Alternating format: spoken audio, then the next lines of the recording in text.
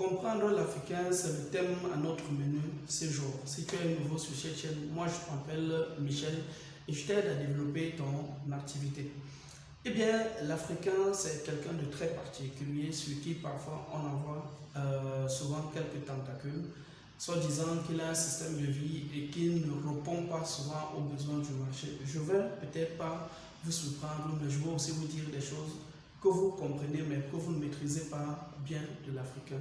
Il faut savoir que l'Africain, pour ceux qui ont la chance de travailler, c'est quelqu'un qui est sous-payé, du moins à 70% vit dans l'état du sous-emploi. Imaginez que les gens vivent pratiquement à leur seuil de pauvreté. Imaginez que les gens ont le nécessaire seulement pour vivre au quotidien. Je vous assure, vous allez faire fou. Il sera compliqué que ces personnes-là vous suivent dans votre langue, quelles qu'en soient les meilleures idées que vous avez. Leur objectif est d'abord de protéger leur bas-ventre. Alors, sachez donc que l'Africain vit dans le sous-emploi. Si vous voulez lui donner quelque chose qu'il marche ou qui fonctionne dans son environnement, alors proposez-lui des trucs peut-être moins coûteux. Là, ça va peut-être marcher. L'Africain préfère le salariat. Oui, c'est normal. Si on vit dans un état pratiquement de pauvreté, il faut vivre par exemple pour sauvegarder ses arrières. Et le salariat, malheureusement, est la meilleure solution. Vous allez constater que nombreux sont des Africains qui se battent pour entrer dans la fonction publique. Nombreux sont des Africains qui se battent, qui sont même prêts à monnayer pour entrer auprès des travailleurs chez des multinationales étrangères, à savoir peut-être européennes, américaines, asiatiques, du moins celles qui payent bien, celles qui ont la réputation de payer bien, parce que quand on dit même payer bien, ce n'est pas qu'ils respectent tellement, mais eux ils font quand même mieux par rapport aux autres. Un Africain aussi aime des produits moins chers, c'est normal lorsque on a la malchance d'être dans un pays où on est sous-payé, désolé pour le bruit, on est dans un pays où on est sous-payé, malheureusement on ne peut que payer des solutions à sa bourse. Vous allez constater donc pourquoi les produits chinois ont plus de la notoriété en Afrique. Ça ne veut pas dire, ce n'est pas un truc extraordinaire, tout simplement parce que ces produits sont moins coûteux, ces produits répondent aux besoins des Africains, ces produits s'adaptent à leur bourse et ce n'est pas de façon anodine.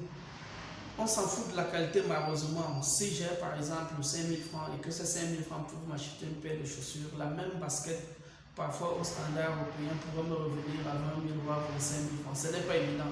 Je ne peux que acheter pour celui qui m'offre la meilleure solution, quelle qu'en soit la qualité malheureusement. Et très peu de personnes, peut-être il y a 20% de personnes dans un pays qui ne vont que se limiter à la qualité et qui n'ont pas de limite au niveau de leur bourse. L'Africain, c'est aussi des barrières culturelles. Oui, l'Africain, c'est les barrières culturelles. En fait, on fait confiance aux frères du village, on fait confiance à l'ami avec qui on a grandi, on fait confiance à ses proches. La famille est longue et la culture est là.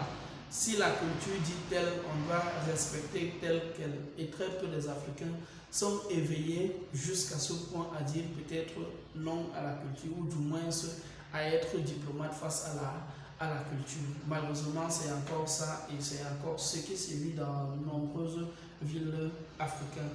Le climat des affaires n'est pas reduisant. Très peu des pays africains aujourd'hui encouragent les entrepreneurs, du moins au démarrage. Les banques en Afrique, du moins dans l'expérience que j'ai au Cameroun, tout le monde parle, les banques ne financent pas le démarrage des activités.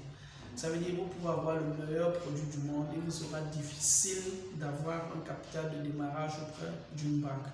Les banques financent l'activité. Ça veut dire quoi? Ça veut dire que c'est quand vous êtes arrivé à un certain niveau de maturité qu'on peut vous accompagner. Il y a des projets magiques, il y a des projets magnifiques qui meurent dans les bureaux, qui meurent dans les machines, qui meurent comme des prototypes, tout simplement parce qu'il n'y a personne pour financer l'activité.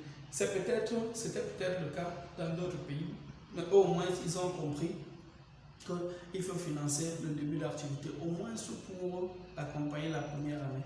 Chez nous ici c'est très compliqué, c'est très impossible et il est compliqué lorsqu'on veut réellement lancer un business de regrouper autant d'argent soi-même pour développer son activité.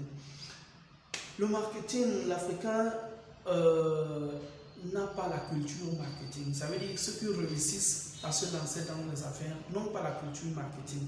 Pour le dire simple, moi j'ai la chance de travailler avec certains entrepreneurs qui ont peut-être des produits très meilleurs par rapport à ceux qui viennent d'ailleurs et tout. Mais lorsque vous lui dites, par exemple, réserver un budget marketing, c'est souvent très compliqué et ça ne se passe souvent pas. Ça, ils ne sont pas, l'Afrique n'a pas la culture du marketing. Pourtant, ils ne savent pas, le marketing peut te positionner très loin.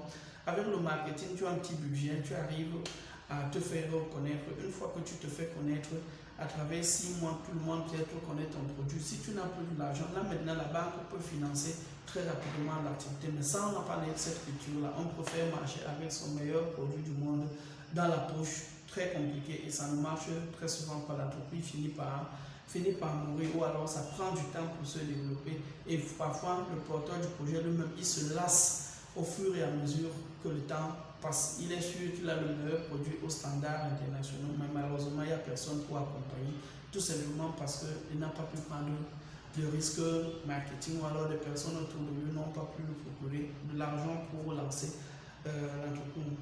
L'Africain a des problèmes de mentalité, des problèmes de réticence et tout. Ça, on le sait, nos cultures, la culture c'est un vice, c'est un grand penseur qui le disait. Lorsque vous parlez culture, mon grand-père avait dit que l'arrière-grand-père a dit que chez nous au village on fait comme ça, chez nous c'est comme ça qu'on a. C'est un vice, c'est un très grand vice, c'est un très grand vice pour le développement des affaires, pour même les achats pour d'autres boîtes. On a un problème également sur la technologie. Je vais déjà dire que toutes les technologies qui viennent à 90%, nous utilisons les applications en Afrique qui viennent d'ailleurs, que ce soit des applications du système de gestion intégré. Ça veut dire que ceux qui ont ces applications sont plus à même d'analyser nos chiffres mieux que nous-mêmes. Nous utilisons les systèmes d'exploitation qui viennent de l'extérieur, nous utilisons les moteurs de recherche, comme le cas de Google qui vient de l'extérieur. Je prends un exemple simple, que ce soit la Chine, que ce soit la Russie, les pays comme la Corée, ils ont développé leur propre système, ils ont développé leur propre moteur de recherche, ils ont développé leurs propres outils sur lesquels ils utilisent sur le net. Nous, ce n'est pas le cas. C'est pourquoi vous allez voir, on a le meilleur marché où on voit un peu plus de publicité maintenant au monde. Ce n'est pas de façon anodine parce qu'on sait mieux comment on se comporte en ligne. Et on a un problème de technologie, on a un problème de sécurisation de l'information. Et aussi, on ne prend pas à main, on ne prend pas à bras le corps ce problème, à savoir qu'aujourd'hui, il est question d'avoir, si ça ne dépendait que de moi, chaque pays doit avoir une stratégie de développement dans ces affaires-là pour encourager les jeunes, au moins ça commence même à copier les projets des autres pour que ça soit utilisé. Il est hors de question aujourd'hui que toutes les applications africaines qu'on trouve dans le système de gestion intégrée sont les applications qui viennent d'ailleurs. Je ne dis pas que c'est une mauvaise chose, mais je dis juste que on peut commencer maintenant, même avec les très petites entreprises, à utiliser les applications locales. Une fois que ce n'est pas impossible, ce n'est pas difficile à faire. Moi, j'ai contacté certaines personnes, mais lorsqu'ils vont vous dire que bon, pour développer une telle application, ça peut prendre 12 mois, qui est donc prêt à développer, à injecter son argent pendant 12 mois sans avoir rentabilité et après penser comment vendre la solution. C'est souvent ça le boulot d'entraînement en Afrique. Mais pourtant, lorsqu'on a une stratégie, par exemple, nationale pour l'accompagnement de ces genres de projets, les gens peuvent s'asseoir, ils savent peut-être l'État a la main sur un certain nombre de projets subventionnés. Maintenant, lorsque les ventes arrivent, tout le monde s'en sort très bien. La limite est aussi sur les moyens de paiement. Je prends un exemple simple aujourd'hui. Lorsque les Africains veulent acheter, quand bien même dans les sites étrangers, il y a beaucoup de restrictions. C'est vrai que ces derniers temps, il y a beaucoup de solutions qui sont en train de tomber ça et là, mais ce n'était pas le cas. Quand bien même ces solutions tombent, on retombe sur le même problème qui est le marketing. Ces solutions, parfois, elles existent, mais elles sont très peu connues. Elles existent parfois, elles sont très peu utilisées. Elles existent parfois, ces entreprises elles-mêmes n'ont pas assez de fonds de roulement. Parfois, ces entreprises cherchent même des capitaux pour arriver à se positionner. Ces entreprises ne trouvent pas. Moi, par exemple, j'ai une solution. J'ai un partenaire qui a une solution, par exemple, des paiements par carte, par Mastercard virtuelle. Mais parfois, je veux approvisionner la carte. On me dit, par exemple, c'est d'abord bloqué, machin. Donc, si c'était une solution étrangère, jamais. Ou alors, européenne, jamais. Elle allait bugger parce qu'elle allait rapidement avoir des moyens de fonds de roulement. Ici, on rencontre encore ce genre de problème et c'est parfois pitoyable. On a parfois le manque, le taux de pénétration d'Internet, oui, c'est encore bas, autour de 30%, c'est petit. On est à 28, peut-être 29% quand même, c'est encore réduit. Ça veut dire que quoi? Ça veut dire que bien des choses. L'Afrique, c'est pratiquement 1,250 milliard d'habitants. Imaginez par exemple 60% de cette population soit active. Ça veut dire on a autour par exemple de 800 millions de personnes.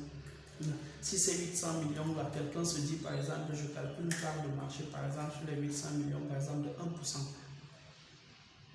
De 1%. Ça fait 800 000 personnes. Si vous vendez un produit à 10 euros, ça fait 8 millions d'euros. Ça veut dire que quoi?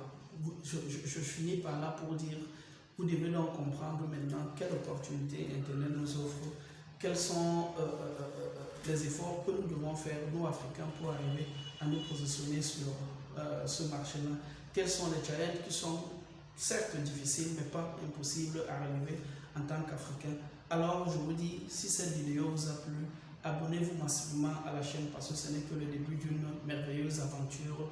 Je suis certain qu'il y aura encore des contenus chaque fois encore plus redondants que celui-ci. Beaucoup d'indulgence par rapport au bruit. Nous sommes dans un quartier, il y a un camion qui faisait un peu de chaud. Là d'ailleurs, c'est aussi ça l'Afrique, c'est aussi ça qui est merveilleux. Alors, à plus tard et surtout, restez focus sur vos projets, restez focus sur vos business. Le meilleur est à venir. Ciao!